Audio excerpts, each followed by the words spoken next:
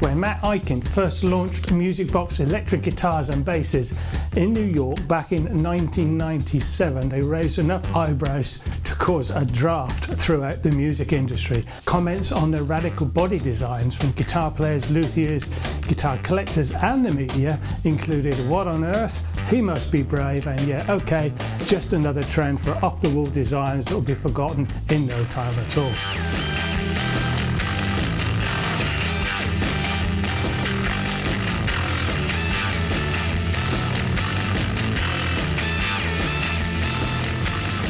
Well, this year marks the 25th anniversary of Musicvox, which says it all, a guitar brand that's kept reinventing itself over and over again.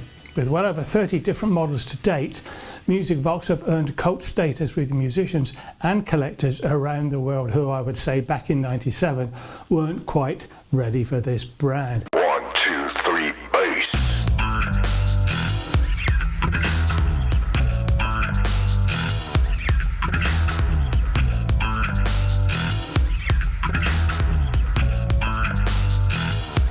As you can see, we have a small selection of Musicvox guitars and basses here in the studio, and later we'll be talking to Matt Eichen himself and a few guest artists. But let's first take a look at MOMO in action with a 12-string Musicvox bass.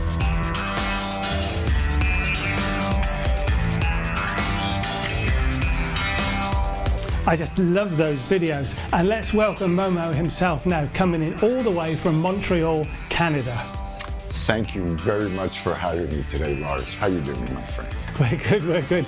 And it's a pleasure, of course, even more so on our Musicvox 25th anniversary special. I gotta say, it's amazing. It's a 25-year anniversary special for Musicvox, which I think is quite an accomplishment for a guitar company. But it had to be that way because our friend Matt was behind this insane concept.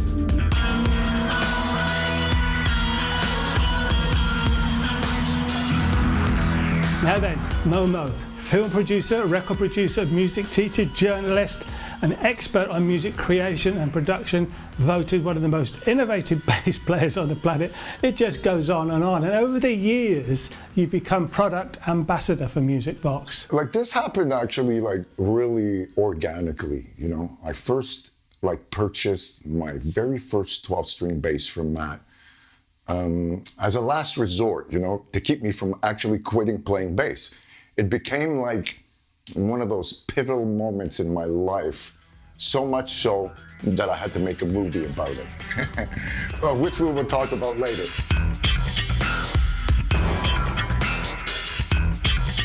Like when I first got the 12-string bass, also being able to play guitar and other instruments as well, as write, as produce, this bass became like a new lease on bass life for me. It wasn't just a bass, it was also like a guitar and a harp. The extra octaves spit out harmonics like freaking shooting stars, man. It sounds like awesome, clean, dirty. And as a writer, it really suited my mind, and any challenges became fresh out of the box ideas that would give me like a kind of a unique sound and approach right out the gate by default. And I was exploring my sound as a first-time solo artist. So, so many bands that I've played in before as a standard bass player, a few years back too, there wasn't that many bass solo players out there in the social medias. So playing, the Musicvox 12 and 8-string basses really helped set me apart and was part of, the new movement of like solo bass players coming up to the forefront.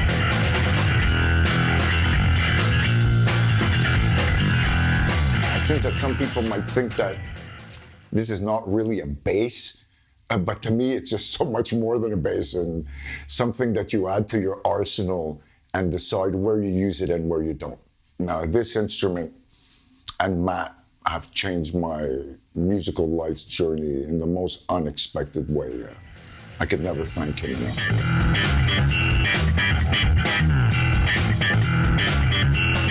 You say there, the way you use it. Now, whilst these basses have a sound of their own, we're talking about your videos now. It's the production of your videos, along with the effects you use, the high energy drum tracks, which create so much power and energy. I've always believed that an artist should be like multi-timbral, you know, and not limit their expressions to one thing. Like expanding your mind and musical tool palettes is like where it's at for me. So, you know, in the beginning, when you don't know how to do any of the other stuff besides the playing, it all seems, you know, very intimidating, but it's actually very musical. So, you know, videos, sound, concepts, actually following through with your vision. And as an artist, I chose to divide my time into the whole package. Some people will devote, you know, all their time into practicing and becoming like technical virtuosos. But for me, it was just as important to practice video editing, soundtrack building, photography, and, you know, everything it brings you in the end for your vision and becoming, you know, artistically independent. As for effects, well, the 12 and the 8-string basses really work well with effects of all kinds.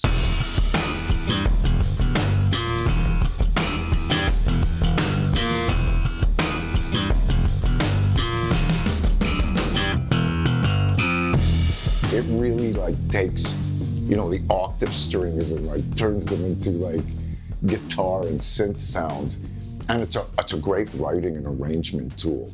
And I love programming drums, which is the foundation for me to drop my bass arrangements on.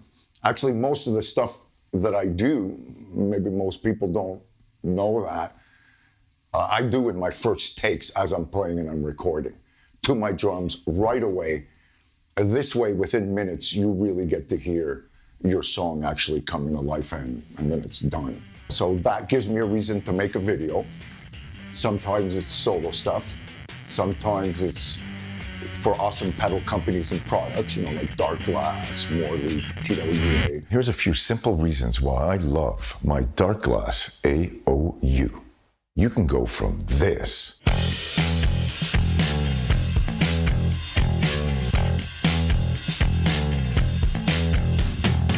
and at the flip of a switch, you can go to this.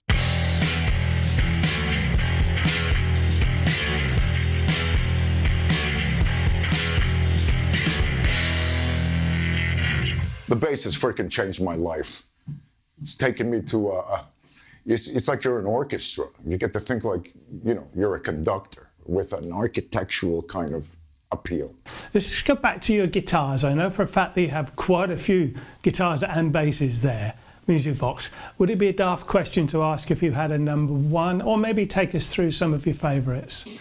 Okay, well, that's actually a really good question. As you know, they all feel great to me. But that being said, there are the ones that you just go and you grab for first. And I have to tell you, for me, it's about 4 of them actually that are my number ones. For my 8-string, I would have to say that my red MOMO bass 8 is the one that really I grab all the time, that I absolutely love. It's got the matching red pickups and red and gold, and it totally turns my crown.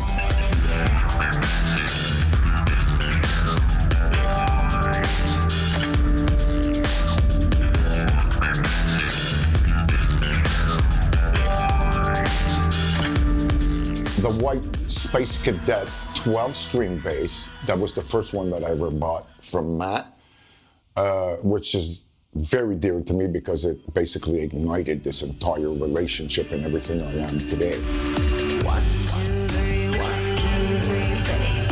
1, 2, 3, 1, 2, 3, bass. I also have a fantastic new bass. It's an MI6 prototype called the Laredo, which is an 8-string that only has high octaves. There's no fundamentals. So it's like a kind of double string piccolo bass. I get to tune it in like some pretty weird tunings. Sometimes I even just leave the E and the 8 like single strings, so it's like a kind of a baritone guitar, and I leave the octaves on the D and the G. I got to use it in my brand new project that is coming out called One of One. Most of the record was written and recorded with this. The truth is meaningless, like an empty forest. There's a surprise instrument that I was not expecting because it was the MI6 Bass 6. But what I did was I wound up putting like some baritone strings on the thing, and I tuned it B to B. And this too, again, I used it with the One of One project and doing something that was really off the hook, kind of playing like a cross between guitar and bass.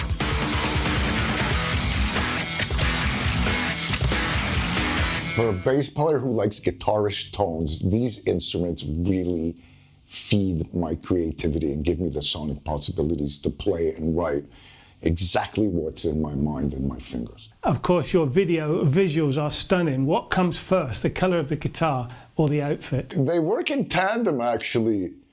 Like, I'll go shopping and I'll say, oh, wow, look at these glasses. They're exactly the same, shade as some of my Musicvoxes. I actually have over 200 pairs of glasses that are perfect coordinated to every single thing I own, as well as the clothes. I will really match my stuff, and it kind of seals the deal. Why would you wait to just be on a stage or a live performance to do such a thing when you could just, kind of live like that and do it? Like, I dress that way anyways in real life, regardless of what I'm doing. I believe dressing for the occasion is dressing for your life and how you actually feel. So I actually do that every day, as does my wife, Krila. Sometimes more than others, but matching all the amazing Musicvox colors and looks to my clothes and stuff, I gotta tell you, it helps me play the music too. And the cool thing is that as time goes by, my clothes will follow and the bases remain the same. Everything looks new and fresh and makes me create music while having a blast, color coordinating everything I do in my life. So, I can recall maybe 25, say, years ago with guitar players would only play, say, the top 3 or 4 big names. That's changed, of course, because there's some great guitar spotting to be had on video. But what I'm saying is, back then, bass players were a little bit more conservative. They would play whatever they thought sounded great and looked good. How much of a part do you think Musicvox has played in the transition for guitar players? Most people who pick up a Strat or a Paul, for instance, already have a particular sound in mind. And that needs like a certain combination of like amps and pedals and, to achieve it. And then, it comes to writing your original music. If you're not careful, you might just wind up, sounding great, but you could really sound like everybody else because that instrument pretty much dictates what you're going to sound like. The thing with a Musicvox is it will trigger something different.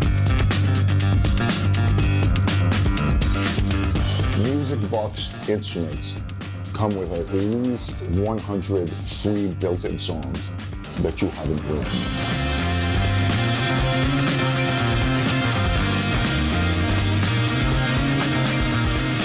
So I think Musicvox played a huge role in the acceptance of the unconventional design and color theme that other mainstream companies avoided, like for a long time, and it inspired a whole new generation of guitar and bass makers around the world to take some chances when it comes to their colors and their shapes and their approach, I think.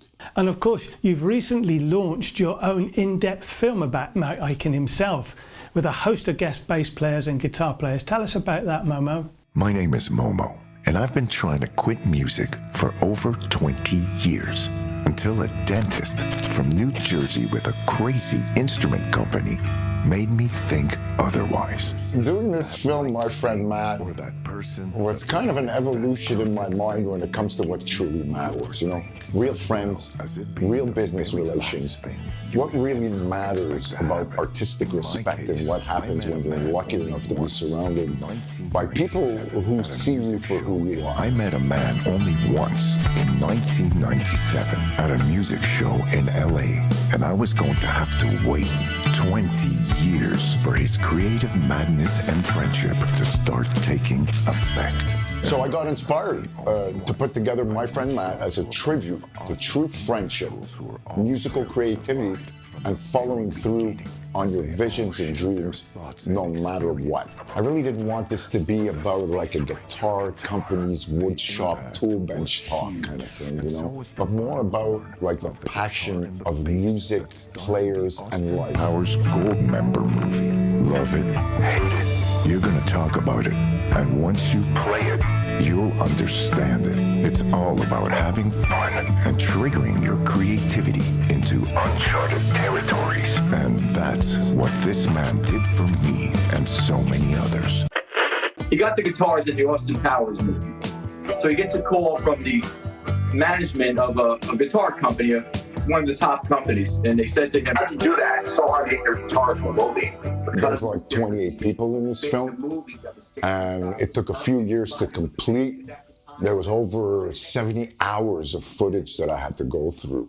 I was walking the floor, and there's Matt, and he was totally dressed up, all right, in costume, and I know I had him on my schedule to meet. So when I got to his booth, I'm like looking for him, and I just figured this was the guy like just hired to to stand at the booth and bring people in, you know. And he goes, "No, I'm the owner. I did this. I'm Matt." I'm like, "Oh, okay, you're." There were some mega cool people that I got to interact with in this film: musicians, journalists, players. I was even blessed with the appearance of the one and only Billy Sheehan, who recently bought a Musicvox 12-string bass and tells us about it in this film. The first single I ever bought was The Byrds' 8 Miles High. So that 8-string Rickenbacker that Roger McGuinn played, that was just an iconic sound for me forever. A lot of it that was done on Zoom calls with sometimes like, you know, questionable image and sound. So all this had to be corrected in color and sound. And I had a vision of like presenting the guests in a very specific way that I found interesting. And people will have to watch it to see what I mean. I have a Les Paul and I have a Stratocaster and I have a Gretsch, some of the orthodox guitars. But the biggest part of my collection is things that step outside the box. I mean, just from a visual point of view, they're inspiring. They make me approach something in a different way. The way they look and when you hold them, the way it makes you feel, brings a different mental process on. So Momo and I have been together for almost 4 decades. As you can imagine, with Momo, I have seen every single shape, color, size, and configuration of instruments, pedals, etc. that you can imagine. When he showed me the Musicvox, and I said, "There's no way you're playing that, never." Fast forward a few years later, he did get the 12-string bass guitar from Musicvox. It just fit him so well, and of course it became part of his main arsenal. Creela and I did the whole thing straight from our studio. It's pretty much like doing a visual album. This is exactly like doing music production for me, but with visuals and a slightly longer time. And working with my wife Creela is such a pleasure. After almost 4 decades of being together, we know each other really, really well. And we're each other's biggest fans, you know, so pretty cool. Great inspirational answer that is. That's fantastic. Well, where would Musicvox be without the company owner and founder? We've mentioned him numerous times. We've tracked him down and he should be coming in now, I do believe, all the way from Cherry Hill, New Jersey in the USA. Let's welcome Matt Eichen. How are you, Lars? So nice to see you. It's a pleasure, of course. 25 years, Matt. It's been one heck of a journey. So how does it feel to have so many fine musicians around the world playing Musicvox guitars and basses? It's pretty amazing, Lars, considering that 25 years ago, my goal was to have one instrument that I would have for my own collection. And it sort of snowballed from one instrument to a single trade show, to all of this and what you've seen over the last 25 years.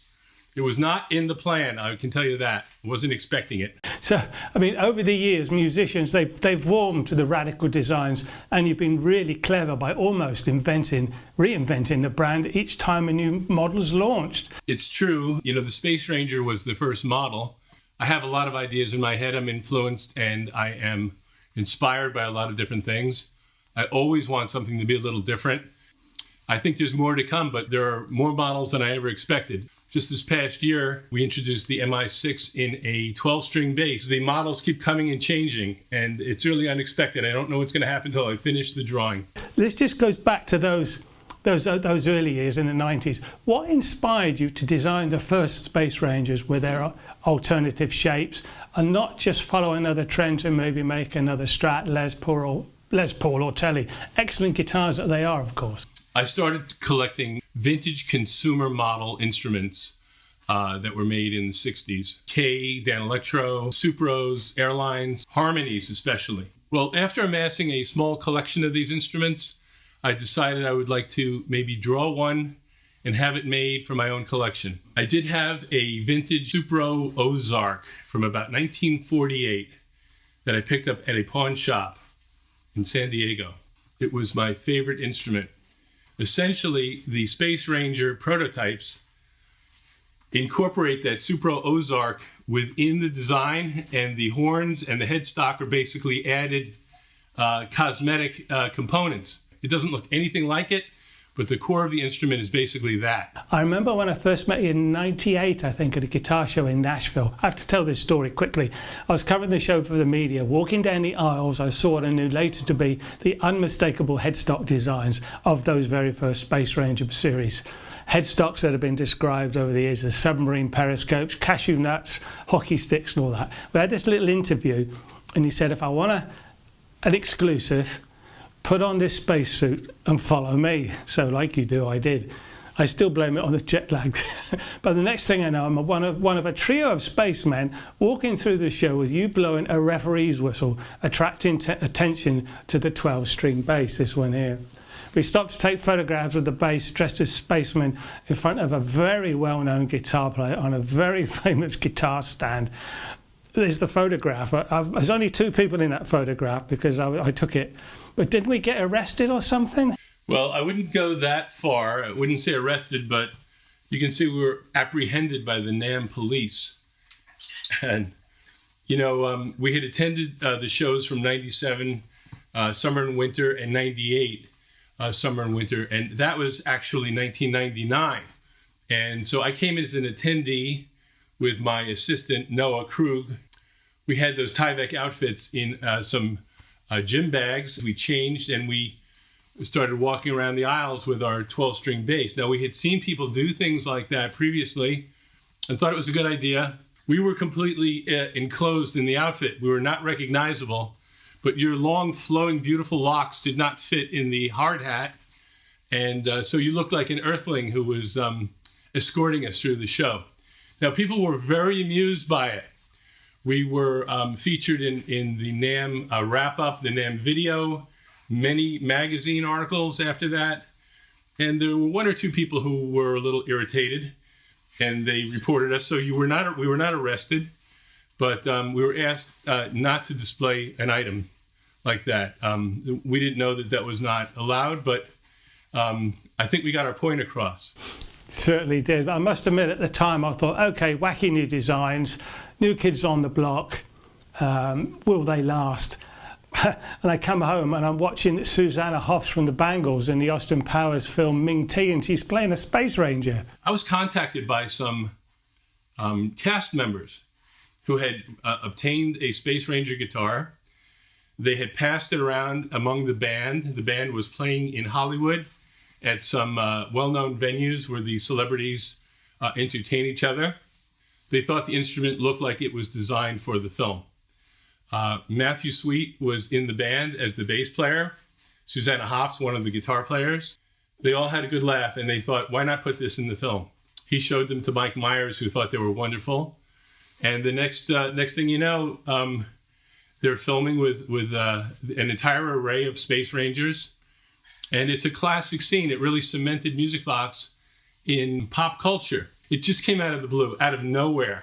I mean, talking of posters, designing a product advert that'll stick in your mind, whatever the product might be, is just not so easy. And yet, Musicvox adverts are based on science fiction, space themes, glamour girls from the 50s and 60s. They're so good. What's the story behind that? A lot of my youth, a lot of my pop culture influence, a lot of my science culture influence, a lot of my upbringing was really focused on the space race. astronauts were bigger than rock stars are today.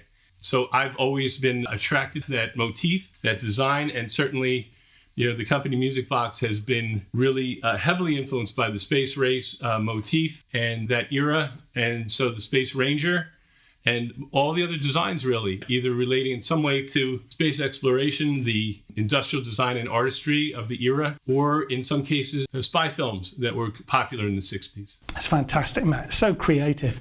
And of course, Momo himself is regarded as one of the finest creative bass players out there right now. And his collaboration has certainly helped raise the profile of the brand. His demos and videos are so far ahead. Momo and I have become very good friends. Unexpectedly, we seem like very different people, but we're actually discovered that we're very, very similar.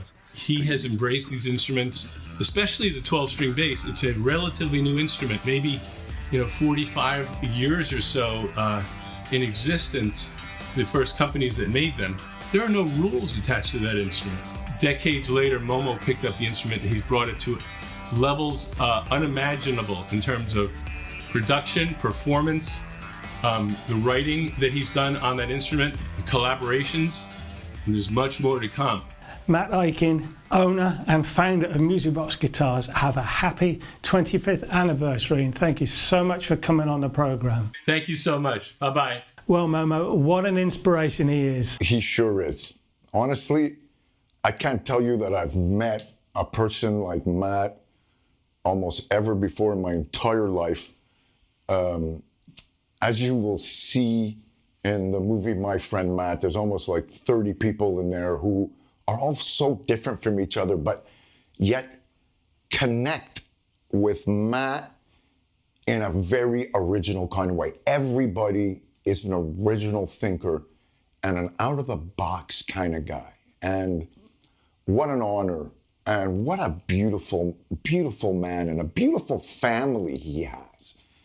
His whole entire family is like part of this, as it's a family business.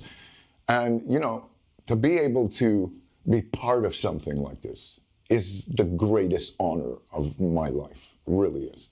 Well, I'm one of tens of thousands who love all your videos, and you as a bass player who has inspired so many people to pick up an instrument and introduce music to the next generation of rock stars. 1, 2, 3.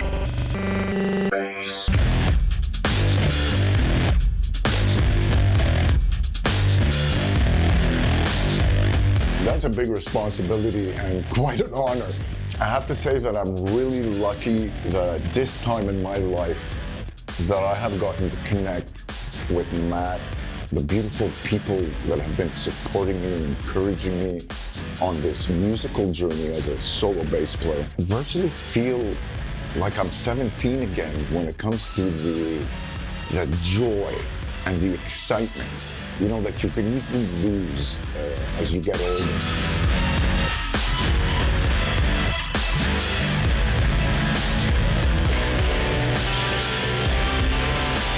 To be able to feel this way at 61, when I thought for sure this was never going to happen, I couldn't feel better and more honored to be part of such a thing. And Musicvox has been the igniter of all this, you know what I mean? And I could never, again, be more grateful for all that it has brought me. It's the power of music, Momo. Now, we can see all your videos on Facebook, YouTube, websites, Instagram, of course. Where can we see the full version of the film, My Friend Matt? If you go on my page, my site, themomozone.com, you will have a direct section where you can watch the entire movie uninterrupted. And I'm very excited for people to check out this movie, as it's got, like I said, it's not what people think. It's really about a movie about life and a movie about getting back to what you love. I also have a brand new project that's going to be coming out that I'm very excited to share with you in the world. A project where my wife Creel is actually singing in it, called One of One.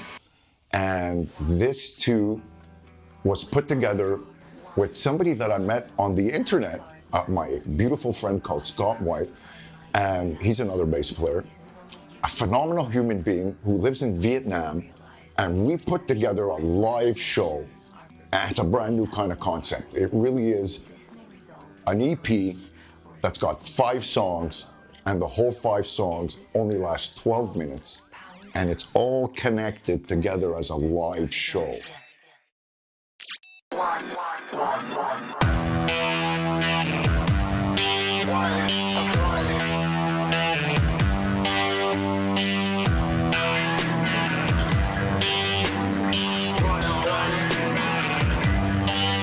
How much did it cost? How long will it hold? Is life wonderful in your house of glass? So the blue pill works, but only for a while. Now you can see the cracks. God, it makes me smile.